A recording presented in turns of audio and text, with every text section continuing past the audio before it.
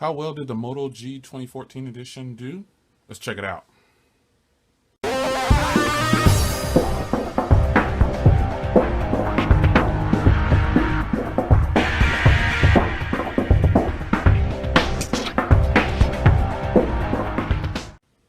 All right, guys, welcome back. So here we are. We're going to jump into this review. Like always, let's go over a checklist of things that are important to most people when they have a smartphone or a cell phone or whatever you want to call it. First thing you see when you look at this is the screen. This is a 5-inch display, and it is a very nice display. For the techies, the pixels come in at 249, but for regular end users, you just see a beautiful, crisp, sharp display. No problems with watching movies, playing games, YouTube, web surfing, all those things that utilize the screen. Nice and bright. Outdoors, you might want to crank it up a little bit. But other than that, it does well in outdoors, but it does pretty good. The screen is really nice. No complaints about the screen. I think it's really nice. So let's jump to the body. And in doing so on the body, I'm going to tell you about the device. So it has these front-firing speakers, a 2-megapixel camera on the front, 8-megapixel with a single LED on the back, SD card slot, and for the techies, Snapdragon 400 with a 305 Adreno for the graphics. As far as end user feel, body type thing, it feels fantastic in the hand. It just kind of flows and falls into your hand. It just feels very solid. It's got this very soft touch on the back. The headphone jack and mic, cancellation mic is up top, charging port, and a microphone down there, a volume rocker, power button on that side. It just feels really good in the hand. There's no complaints about the feel of this device. It feels fantastic, and I think if you pick it up, you'll be happy with it. Sound quality. Now here's where the Moto G didn't impress me, that is. You do have the front-firing speakers here, the dual speakers on the front. They are considered stereo, and I'm going to give you a quick sound test, and I'll crank the volume up.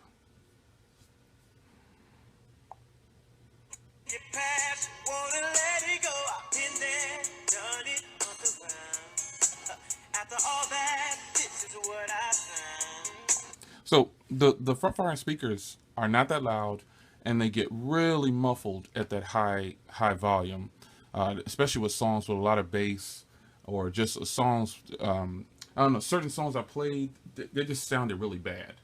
Now for phone calls, it's the same thing. The speakerphone comes out of the bottom, and it's muffled no matter how or where you have the volume set at. It's just muffled. It just doesn't sound good. And when you don't have the speakerphone on and you're talking, you can listen to people through the top here. Same thing. It just sounds nowhere near on par with other cell phones that I have. It's just not a good speakers on this device. Ringtones come across okay, believe it or not. If you set an MP3 ringtone, it comes across just fine. It's just the speakers are just not as strong. You know, they sound better than last generations because they're facing you. But other than that, that's about where it stops. Very disappointed with the speaker quality on this device.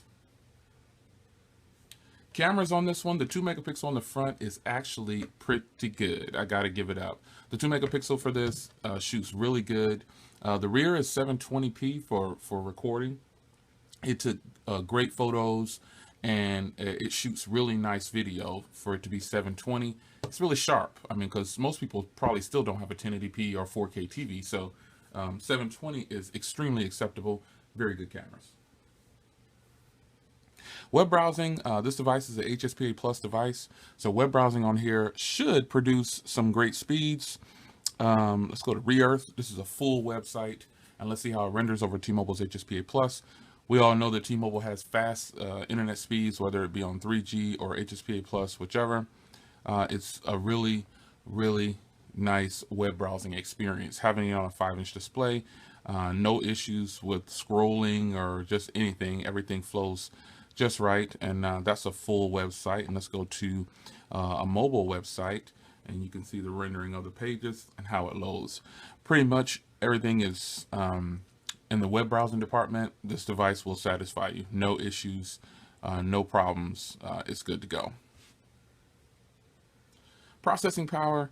The processing power of this device, it has a Snapdragon 400 quad core clocked at 1.2. And so it gets the job done, especially for the specs that it has here. As far as gaming, you have the 305 Adreno for the techies out there. The average users don't care about the processing power or what kind of graphics card is in here. They just want to make sure that everything works perfectly, and this device is no exception. It works flawlessly, not very many hiccups or anything, no reboots or anything like that. It handles pretty much day-to-day tasks. It has a gig of RAM, so it can handle pretty much all the tasks, but if you bog it down and have lots of apps open, you will notice some lag when you're going back to the home screen. Call quality, once again, on this device, as I touched on before with the speakers, it's just not, it doesn't have good call quality in my experiences. Features of the phone, the best feature is that it's pretty much stock Android. The only thing you have on here is this Motorola Assist and this alert, and it has FM radio, but everything else pretty much I added on here. Oh, it's got the migrate too. But I think that's about it. There's no bloatware. It just goes down, it boils down to how well Android is optimized, and I stand behind my word in saying so.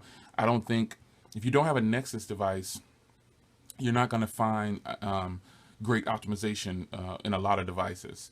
Or you'll need a device that's really packing a big processor in order to get the good feel of Android, because Android, for whatever reason, it's just it needs a lot of power to push it, and there are great Android devices out there. I have several, and this one, not really much. I don't want a lot of features on this device. I would rather just add what I want to add.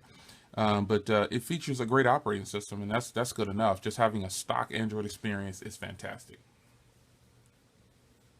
Last thing I wanted to touch on is the battery. Here's another area where it failed. Oops, sorry guys. Here's another area where it failed to impress, was the battery. It has a 2070 milliamp battery, and it just doesn't last long. The most I've gotten is just over 4 hours of screen on time, and that was with 16 hours of battery life. So to me, that's not really impressive. I'm a heavy user, and I have tons of other devices that have a smaller battery that are optimized correctly, and I get a couple days of battery out of it with heavy use. So I think that's a good thing. But the battery on this, for the average user with low usage, you'll get at least 2 days, or you'll guaranteed 1 day if you don't use the phone a lot, and 2 days pushing it if you decide to start working over. Because once it's in standby for a while and then you start using it, you may have 85% battery, but when you start to use it for just regular tasks, the battery will deplete a lot faster. So that is my take on this. This will set you back directly from Motorola.com. It'll set you back $179 plus tax. It's a great device. I think that if you're looking for a no contract device, here's the SD card in the SIM slot. And if it was a dual SIM, you'd have an opening right there. Sealed battery. I think if you're looking for a no contract phone, there's plenty of options out there, this being one of them, but I don't think this is at the top of the list for no contract devices.